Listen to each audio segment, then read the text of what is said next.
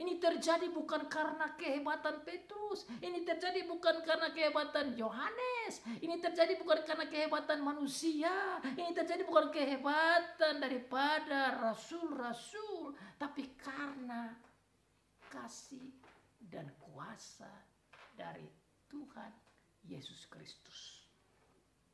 Makanya dikatakan dalam ayat yang ke-11. Karena orang itu tetap mengikuti Petrus dan Yohanes, maka seluruh orang banyak yang sangat keheranan itu datang mengerumuni mereka di serambi yang disebut serambi Salomo. Jadi tatkala peristiwa penyembuhan ini terjadi, begitu menarik perhatian orang, people attention will come and attracted them. So they all came and they surprised and they want to know what's going on. I'm pretty sure if you were there, you would be also came along with these people and want to know what's going on and wonder, how could that possible?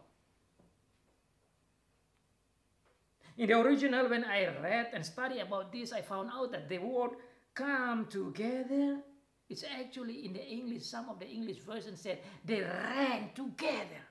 So they really want to know. Di dalam bahasa asli dikatakan bukan saja mereka datang mengerumuni di serambi yang disebut serambi Salomo itu, tetapi dikatakan lebih dalam bahwa mereka berlari bersama. Itu menunjukkan betapa ada keinginan tahu yang dalam. Betapa peristiwa penyembuhan ini yang terjadi dalam nama Tuhan Yesus ini begitu menarik perhatian daripada orang-orang banyak.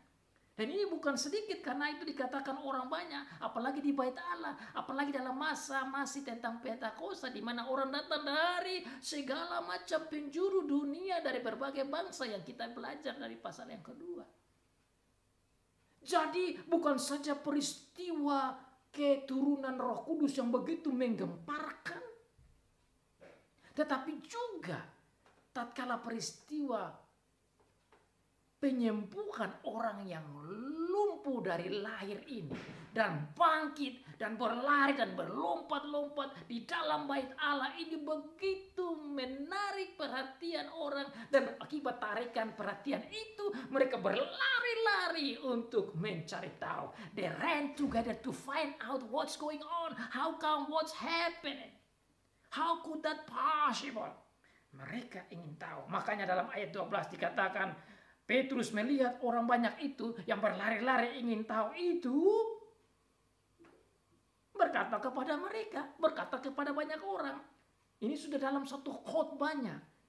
Dia menyampaikan kesaksian, dan ini kesempatan emas. Makanya saudara-saudara, begitulah tatkala Tuhan mengizinkan mujizat terjadi, haruslah kita belajar apa maksud mujizat terjadi. What is the purpose of the miracle?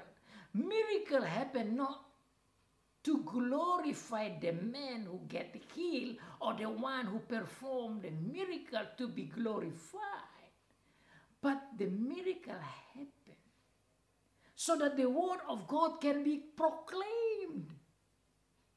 The word of God can be preached. So the point is that preaching about God and preaching about Jesus. And that's why we can learn here more and more. Peter did not talk about himself. Peter did not talk much about this lame guy. Peter did not talk about man, his ability, his power, or whatever. But he was standing up and he said and he preached and he was talking about God and Jesus, that we can learn more.